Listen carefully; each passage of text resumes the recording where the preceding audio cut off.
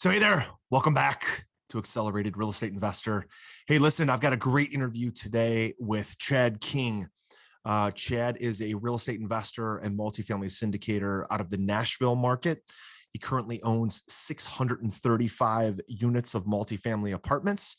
He also closed over 450 wholesale fix and flip and rental deals in his career, and realized back in 2019, after closing 168 residential deals in 1 year, that he had to make the change and the pivot into multifamily because he just didn't want to continue in the rat race and the transactional business of residential real estate.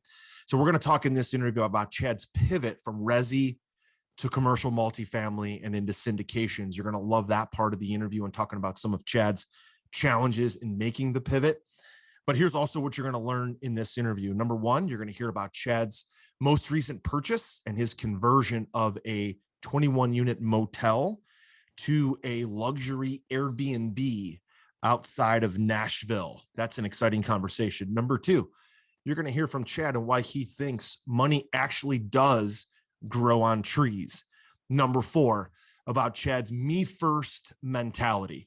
Number five, about why savers are losers.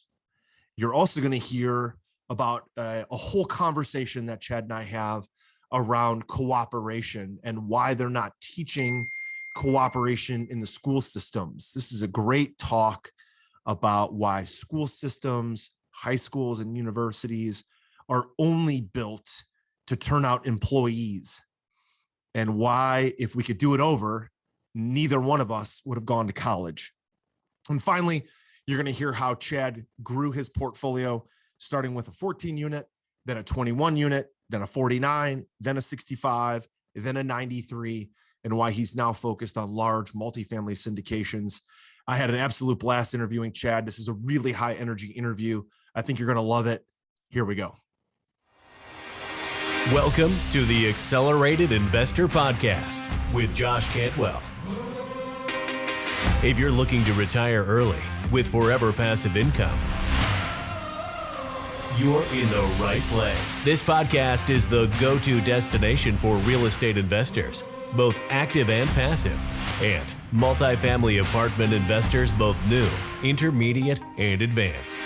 Now, sit back, listen, learn, and accelerate your business, your life, and your investing with the Accelerated Investor Podcast.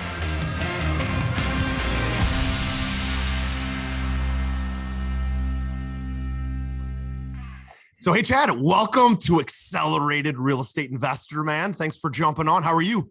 I'm doing fantastic, Josh. I cannot wait to dive into the conversation, man. Yeah, absolutely. So listen, would love to hear, as an active investor syndicator, you've made this pivot from resi to big commercial deals and apartment syndications.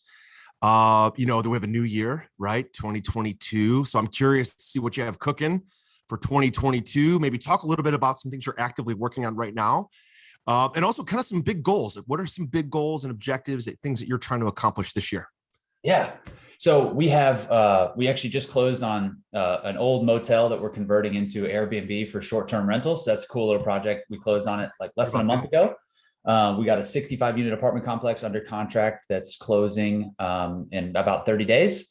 And just really focused on more apartment acquisition. So trying to buy a couple deals a quarter for this calendar year, buying them right. I think we're at the top of a market cycle. So really just focused on, underwriting them, buying the right deals. And that's what I'm doing. Syndications for the larger stuff, taking down some of the smaller stuff if we can in-house, and just ramping up the apartment portfolio. Got it. So fantastic stuff. Let's talk about that conversion project real quick, because that's interesting. Yeah. Obviously Airbnb and local stays or extended stays, huge market, right? So how did you guys find it? How are you underwriting it? And kind of what do you foresee that thing looking like over the next year or two as you make the conversion? Yeah, so it's right outside of Nashville, Tennessee. So it's got a view of the skyline. It's got a view of the skyline of Nashville. It's about, I think, 2.5 miles. There's a $2.5 billion development that just got announced that is literally right around the corner from it, that's breaking ground in 2023. So it's in an up and coming area. Just tired old landlord, mom and pop guy who was living in it, kind of renting the rooms out for $75 a night and probably by the hour on some other occasion. So, we bought it at a good price. We're putting about $700,000 into it. It's currently gutted, and we're redoing all the electrical on it. So that should be ready and set to go by May 1st. We'd like to be able to lease up coming into summer for, the Nashville. We're, two clienteles are going to rent it out, bachelor parties. And then obviously we have our working, kind of the working class that are going to come stay at that thing. But yeah, it's 21 units of short-term rental. So it's a nice size property, and it's going to be beautiful when it's all finished. And can't wait to get it rocking. Tell me how you structured it, right? So it seems like a conversion like that, and then going into short-term rentals, Airbnb is definitely going to be on the tougher side to get like traditional financing. Yeah. So tell me about that. How did you guys structure it? So we got I wouldn't call it hard money, but it was a bridge loan, 9%. We actually did a syndication structure. We didn't do a formal 506B because we only had to raise about $750,000. So we actually just called a few people and did an operating agreement split. So we did a 60-40 split between GP and LP. We kept 40%, gave the LPs 60%, and we just did it on a standard operating agreement. So we raised the capital. We got funded. We were at like 90% of loan and purchase costs. And then it was high interest rate, and we had, obviously paid all the interest up front. And then we'll probably get out of that loan. It's a 12-month term on that loan, and we'll probably hopefully get out in 9 months, no prepay penalty or anything. So once we lease up, we should be going into like some, maybe a small balance loan or a typical commercial bank lender with some fixed rate debt. Once we can show that the property's renovated and it'll reappraise, and we can show some rental once it fills up with Airbnb, we can hopefully get a better loan on it. Got it. So help me understand, like, what are you all into it for? What do you think that thing's going to pencil out to be worth when you're done?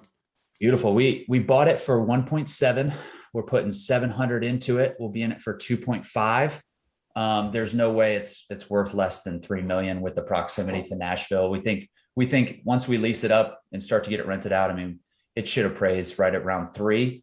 And then, with the cash flow model, short-term Airbnbs are tough because you can't really do it based on the way apartments are with straight income minus expenses. There's some other factors that go in, including RevPAN and seasonality and stuff. So I don't know, based on the income that it produces, we should be able to pull 3.5, 4 if we wanted to sell, but I don't think we're going to sell that thing due to the proximity and the structure of it. It's a long-term hold for us, 7-year projected hold on it. But it's going to be worth 3 million once we finish it up, hopefully get a new loan based on that value, be able to pull all our investors' capital out. We'll pay off the hard money loan, return all the investor capital, and then just hold that thing in perpetuity. Nice. So are you going to be doing the leasing to all the bachelorette parties and then showing them the units when they arrive? That's what I'm looking forward to most. Being a married man with 2 babies, I'm looking forward. Oh, really? Okay. There you go. Having somebody else do that part, right? No, we're actually third-party property so we're doing third-party management for Airbnb as well. You pay a little bit more of a fee than you typically do with a property manager, but they handle everything from leasing to, getting people logged into the units with the door codes and the sign out, sign in, all that stuff. I'm a big believer in giving up that percentage to not have any headaches and not have to deal with people damaging the units and charging their card, and all that stuff is handled by the property management company that does strictly Airbnb. So it's not a property manager that we're giving Airbnbs. It's an Airbnb management company. Love it. Yeah. I love the fact that, selecting the right kind of teammate, if you will, because the big commercial deals, really any commercial deals, becomes very much a group effort, team approach. Got to have a dream team to manage it all, because finding the deals, structuring the deals, getting the capital, executing the business plan, that alone is a tremendous amount of work, as you know. It's also worth it with like the upside and all the capital and the equity that's on the back end, but then the day-to-day management. So we asset manage our property managers really hard. I don't think they like it, but we manage them really hard. But that's where the value is, right? Is not actually being in the dirt, being outside the business and slightly above the business so that you can manage the people in the dirt. And then sometimes actually going and being in the dirt, like in 2 days, We have a big leasing event this weekend. We got 25 units in one of our big complexes that are done with CapEx, hard turns, 8,000 a unit. And we want to get them all leased up this weekend. So we're doing like a rent special and some concessions. So you got to get on site, right? Kind of get side by side, elbow to elbow with your people sometimes to feel their pain, right? Because it's not easy, right? Property management. Yeah. Especially with Airbnbs and bachelorette parties and bachelor parties and knuckleheads coming in there, right? And all their shenanigans. Yeah. So why did you, Chad, why did you decide to go the Airbnb route versus a traditional apartment complex? Well, the income because of the proximity to the city, we had, and you can't stay in Nashville for less than $500 a night, like anywhere close to Nashville. Wow. So the demand for short-term rental to be able to come to the city is really, really high. And our projections at even a very conservative nightly rate put our internal rate of return and our cash on cash returns like up north of 25%. So, Nice. When you look at the model, it just made a lot more sense to do short-term rental than what we could rent these things out for. Cause they're it's a motel. So they're smaller rooms, right? Mm-hmm. So it just made a ton more sense to do the short-term stuff on this particular asset. We have a lot of other stuff that we do leases on Nashville too. Yeah, for sure. Is that your primary market or are you guys in other markets too? So we own assets in 5 different states, 7 cities, but everything is pretty much within a 3-mile radius. Aside from the stuff we own in Florida, everything is pretty much within a 3-hour radius of Nashville. So Louisville, Chattanooga, Huntsville, some other markets in Alabama, Kentucky, North Georgia corridor is big for us. We love that Chattanooga to Atlanta, North Georgia corridor. So those are the 5 states we like, landlord friendly, Southeast. I can get to it in a car within a couple hours if I had to. Yeah, I love it. Now, if you're listening to this, like there was a bunch of tips right there in what Chad was saying. So make sure you rewind, slow the tape down, re-listen to that, right? Proximity to home, Southeast, landlord friendly, get there in a day, like diversified geographically, but still be able to get to those markets quickly. Mm-hmm. Generally the same style of property management, right? You're not dealing with rent controls and those types of things. And again, the Southeast is a fantastic area for growth. And obviously you have the weather. So there's a lot of nuggets in that you may not have caught. I just wanted to kind of spit that back at you to make sure you were listening if you're looking for some tips on where to go. So Chad, help me understand the primary money-making strategy for you. You were primarily a residential investor for a long time. You achieved financial independence in your late 20s. You were able to be successful at that, make the conversion. So what do you spend your time doing today mostly is your primary method of making money in your business?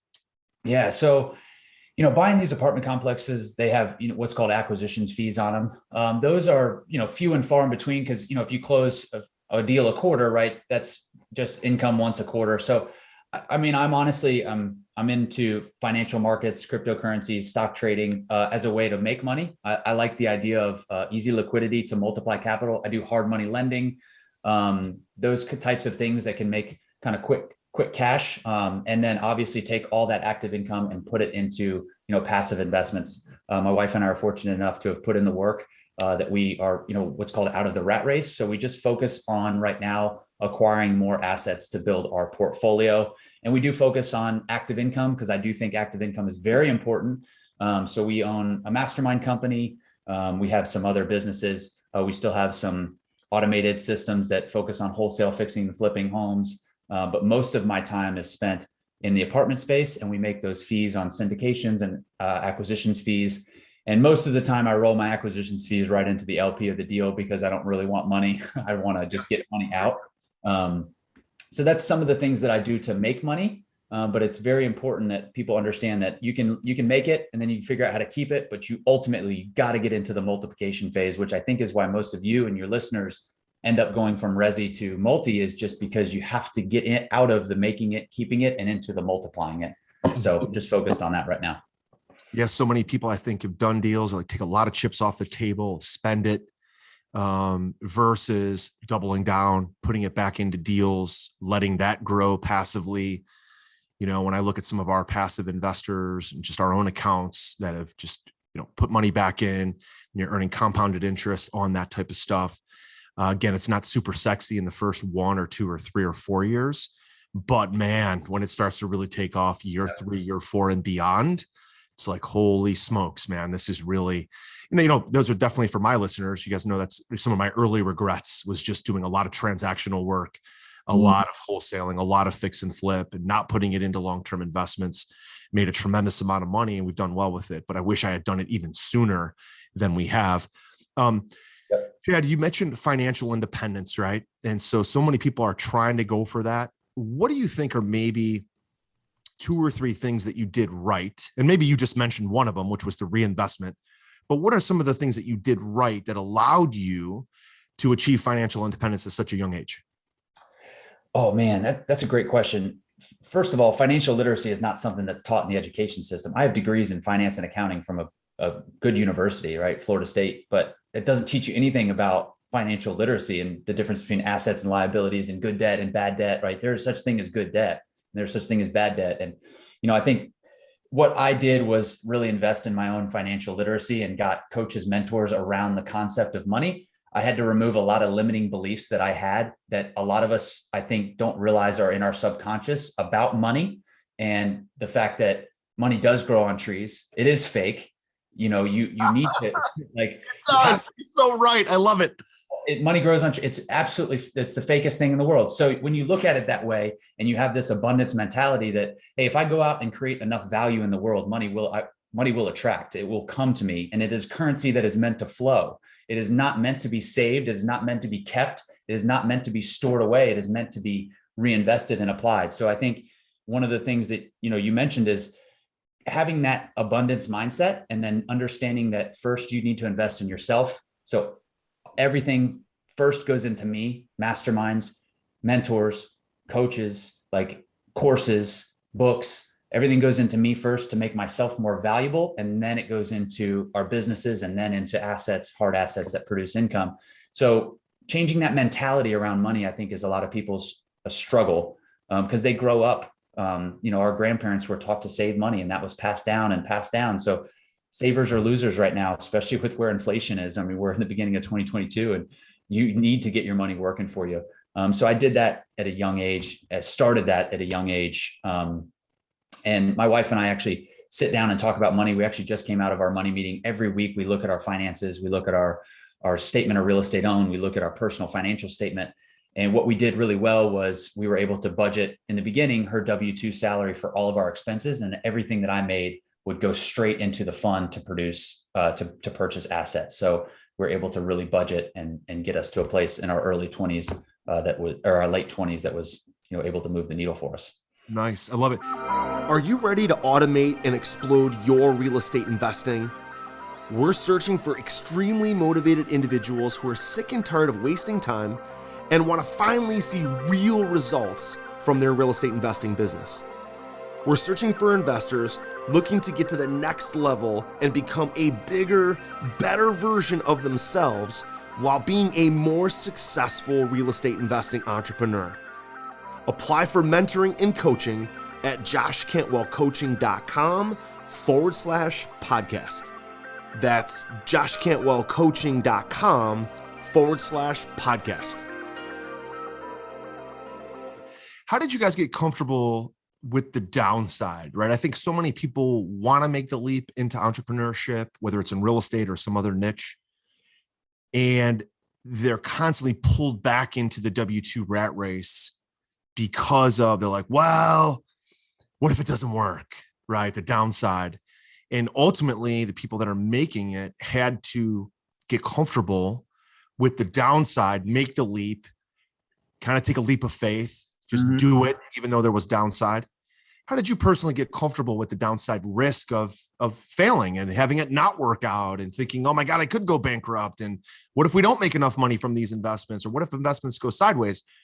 So many people, I would love to see more people become entrepreneurs. I'd love to see more people take advantage of the market and the economy and all the ideas of, like you said, money does grow on trees and there's so much out there that people can do, but their mindset gets in their own way of them going out and making the leap because the downside risk scares them more than the upside. So how did you get comfortable with the downside?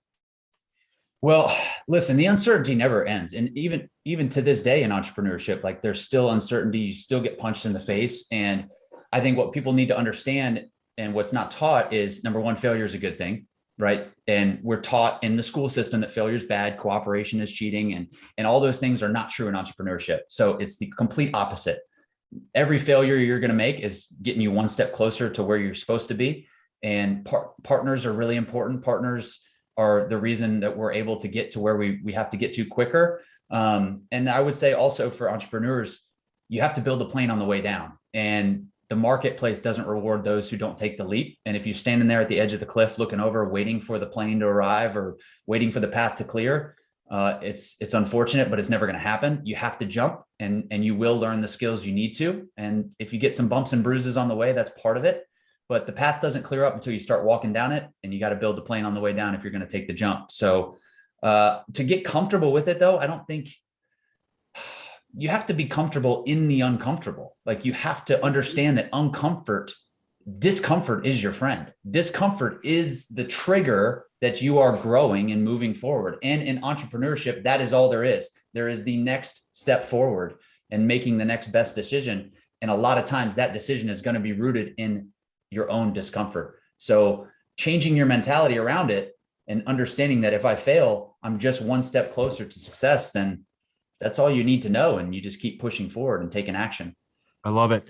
I love the comment you made about cooperation, because as you know, and our audience should know, that large commercial deals, whether it's large Airbnbs like we've talked about, or apartment syndications, or other types of commercial deals, or office to multifamily conversions, it's a team game. It's a dream team type of thing, right? And we're taught as entrepreneurs to be very comfortable doing JVs and finding partners and finding people that can help us and we can provide value to.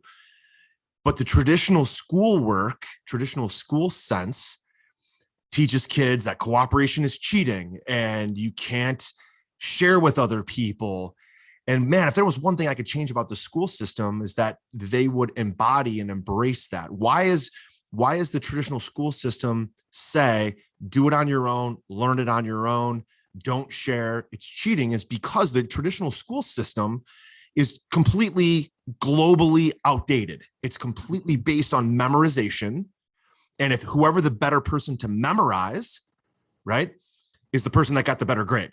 That's really what it came down to. Not what people could learn or not, but memorization. So globally, the education system's outdated.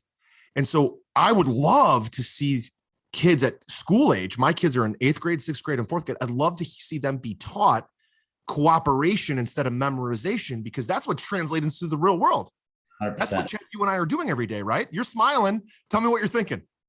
Oh, well, we could go down a rabbit hole in the school system, but it is so antiquated, and you hit the nail on the head. I mean, it is, the school system is designed to produce employees, not entrepreneurs.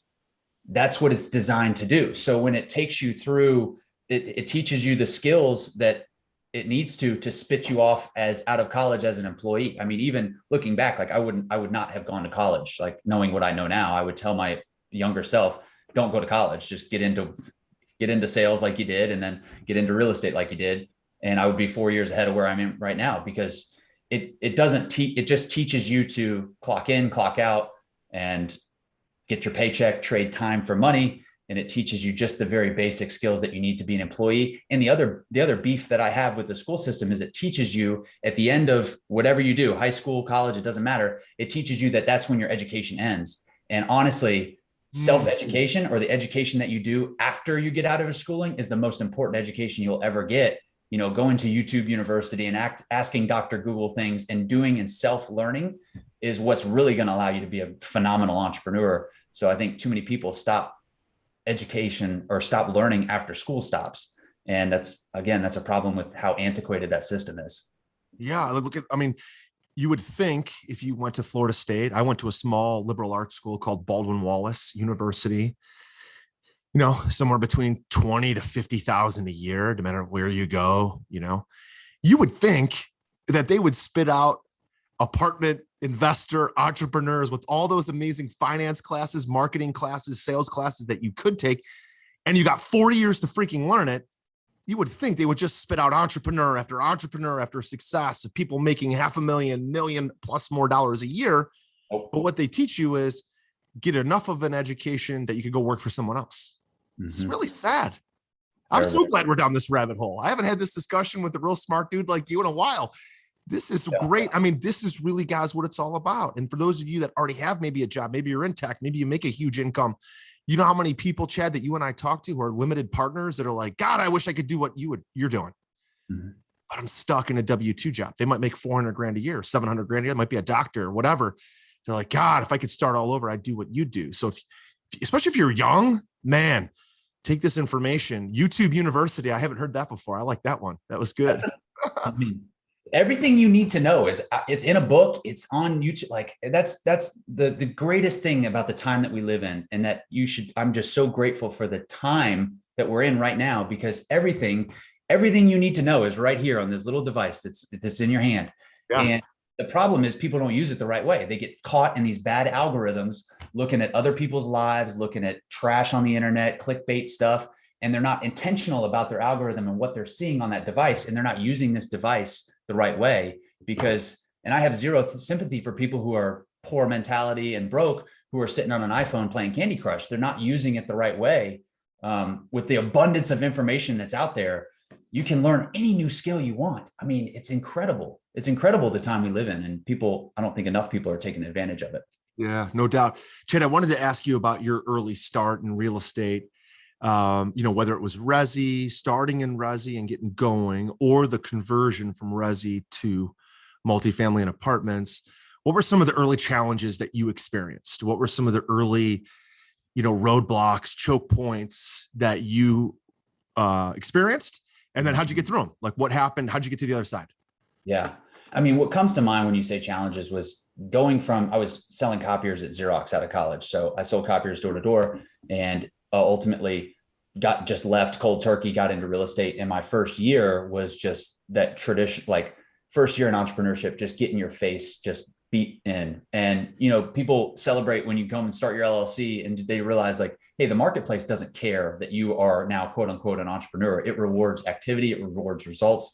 So I think that first year, I didn't do my first deal for 8 months after I technically became an entrepreneur. So those first 8 months were just riddled with failure after failure, deal under contract that fell through, another one under contract that fell through, constant doubt in your mind. I mean, you're going to fight that hard. Like, should I just go back to that W-2? Man, I was making 6 figures. Like, what am I doing here? Now I got no money coming in. I think some of the challenges that you'll face is just realizing that, the market doesn't owe you anything. The marketplace doesn't care what color you are. It doesn't care. It doesn't care anything. The marketplace does not it just rewards those who take consistent, persistent action at a massive level, and those who continue to pour into themselves and create more value. And that's what I had to learn the hard way. And I think looking back, my biggest challenges were that I didn't invest in a coach or a mentor.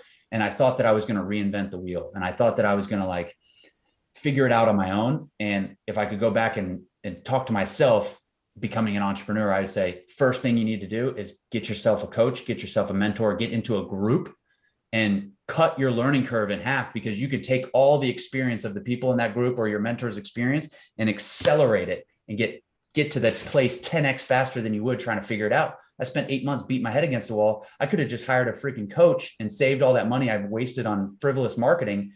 And he would have just said, hey, don't do this, just do this. There's a blueprint laid out. And that's a lot of the times that's the case for entrepreneurs. Somebody has already done what you're doing. Just go get the blueprint and just do it, and you'll get the exact same result. And that's what it's all about. So that was one of the biggest struggles that I had trying to recreate the wheel when I first got started. It was a huge mistake. Cost me ultimately a lot of money and a lot of time that I could have been going faster. How about you pivot into commercial? Like, when did that happen? When did you know that the resi space, you were ready to make the leap into commercial multifamily? And what was the first, couple maybe months or couple deals like making the pivot? And what would you say as you talk through your story? What would you say to some of our audience that's trying to make the same pivot? Yeah. So the pivot from residential to commercial was that of a lot high transactions. And 2019 was the year that I really made the pivot, because we did 168 deals. So that's a good amount of transactions in the resi space. And that created a lot of active income, which was great. But obviously we talked about how cash is trash and cash flow is king. But the other thing that did was, once that year was over, I picked my head up and I was like, oh my God, I got to go do it again because it's all transactional. So ultimately had to make a conscious decision to get more focused on acquiring apartments. And I would say, looking back to answer your question, the biggest thing that I lacked was courage. And the biggest thing that I lacked was just an abundance mentality, knowing that, I started with a little 14 unit. My first apartment complex was a 14 unit. And then I got a little courage and I bought a 21. And then I got a little more courage. I bought a 49 and then a 65 and then a 93 and just kind of bought bigger and bigger. But the person who could syndicate, and do a $10 million syndication was already in there in the beginning. He just needed that courage and had to do those stepping stones. So I would encourage everybody to think, when you get started, especially making the transition, you have everything you need already inside you. And you're only limited by as big as you can think. And I was thinking so small in the beginning, and that's why I got a small deal. And then I started thinking bigger and I got a little bigger deal.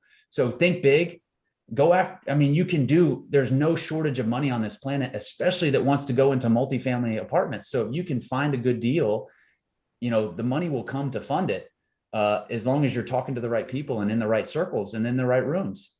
So I think courage is probably the biggest thing that I would give myself, is just go big. Because courage is action in the face of fear, right? And there's no such thing as the absence of fear.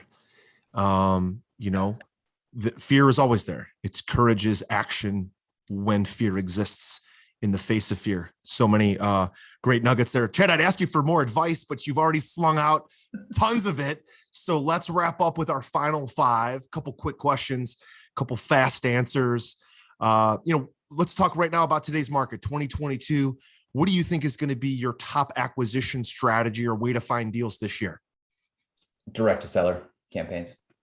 Okay. Such as what? Like you making outbound phone calls, text messaging, letters. What does that look like? It's a combination of letters, cold call, text, and emails. It's a cadence that we alternate, and it's designed to build a relationship with sellers. So combination of letters to build credibility, then following up with text and email blasts, and ultimately cold calls, and working them into a cadence. Not shooting from the hip, having a really targeted marketing campaign, and then also getting very, very granular and clear on what type of assets we're trying to buy. Not a shotgun approach in multifamily. Unlike resi, there's typically not distress. You're not going to find fire sales. Nobody's letting these things go for 50 cents on the dollar. So you need to be credible. You need to have, your shit together, and you need to, know what you're buying, and know how to have those conversations. So direct to seller stuff. I love that. My grandma always said shit, damn, and hell weren't swear words. So those are good on this podcast. Great. Gigi Fran, who's still alive, 94 years old. She kicks ass, little farmer girl. She was all for swear words, man. She loved it. Hey Chad, so favorite way to find money, right? You're doing syndications, you've got some resi stuff going on, you've got this conversion. How are you recruiting some of that private capital to fill up your capital stack? Just talk about what you're doing. People aren't talking about what they're doing. I'm not a huge fan of social media the way it is right now, but you have to be talking about what you're doing on social media. Yeah. You got to be talking about what you're doing with friends and family and your network. And the cool thing about raising money, especially in apartments, is you don't have to ask for it because you're providing opportunities for people. So raising capital is sometimes this daunting thing. People are like, I don't want to raise money. I don't want to ask people for money. Well, you don't have to ask people for money. You're providing an amazing opportunity for people that a lot of times are having money that's sitting in a bank that's earning 0.5%, and that's getting chewed up by inflation right now. And it needs to go into. So it's actually your duty, your obligation, and your responsibility to present them with opportunities for capital. But you need to talk about what you're doing, both online and wherever you're at events and everything like that. Just talk about what you're doing. Love it. Absolutely. Chad, 2 questions around mentorship. We talked a lot about coach, mastermind groups, mentoring. Who do you think's maybe the mentor that's had the biggest impact on your life? That's the first question. Second one is, what kind of advice did you get maybe from that mentor or other mentors? Some of your favorite pieces of advice that you've applied in your life? Oh, I mean, when you say the word mentor, like a lifetime mentor, my father comes up, and he was a military guy for 30 years, retired captain. And the big thing that he taught me was integrity, because in this business, in entrepreneurship, in real estate, multifamily real estate, you have to be the person that does the right thing, even when no one's looking. And taking care of your investors, taking care of, your fiduciary responsibility to your lenders, to your investors, and having integrity when you operate is what's ultimately going to give you the staying power in this space. You can come in here and make some money, but if you don't have any integrity, you ain't going to stay. Right. So you have to do what you say you're going to do. You have to follow through. You have to be willing to roll your sleeves up. He also taught me hard work. I mean, you have to be willing to roll your sleeves up and get your hands dirty. You mentioned, getting into the weeds with some PMs, like doing those things and having integrity when you do it. I'd say is the ultimate thing that I learned from my mentor. And then my other mentor in the space in just real estate, I would say his name is Bill Allen, owns a company called 7-Figure Flipping. And he probably taught me the most about real estate, both single family, and just helping me accelerate into growth. Was one of my early sponsors and guarantors on some of the bigger stuff, knew, like, and trusted me, and was able to sponsor some loans so I could do some bigger deals for ourselves. Love it. Love it, Chad. Listen, you've been a wealth of knowledge, energy, insight today. It's been an absolutely fun interview, getting to know you a little bit better. Where can our audience get to know you a little bit more? Maybe connect with you on social media, your website. Maybe if they want to JV with you or invest in your deals, where can they reach out? Yeah. So if you get me on Facebook at Chad King or on Instagram at Mr. Chad King, you can follow me, shoot me a message, and we'll reach out to you to get you on the investor list. I have a mastermind group where we teach people how to buy apartment complexes, 7figuremultifamily.com. We're doing an event here in June in Nashville, Tennessee at multifamilyliveevent.com. We can put those websites in the show notes, but Come find me. We put a ton of free information out. If you're just interested in getting some more stuff, or come to one of our events and look into our mastermind. Fantastic stuff, Chad. Listen, absolute blast today. Thanks for jumping on with me today on Accelerated Investor. Yeah, it was a great conversation. I feel like it flew by. I went down some tangents, but that conversation flew by. It was a great time, Josh. Thanks for having me. You bet. Well, there you have it, guys. I hope you enjoyed that interview with Chad and I. If you would be so kind to leave us a rating and a review. I had a blast during that interview. I would love to hear that you enjoyed it and that it was meaningful for you, and that you found something in it, that it was motivational, or that it was worth the time and the effort to listen to it. It would mean so much to me if you would leave us a rating and a review on iTunes or Spotify or YouTube. Please do that. Jump in that. I'd be so grateful for all of you that leave us a rating and review and let us know how we're doing. It means so much to me. And obviously, Chad and I talked a lot about mentoring, mastermind. He mentioned his own mastermind and live event. Definitely check that out. And as well as if you'd like to jump into my mastermind and learn more about how to get coached and mentoring and partnering with me, Josh Cantwell, go to joshcantwellcoaching.com. Thanks so much for being here, and we'll see you next time. Take care.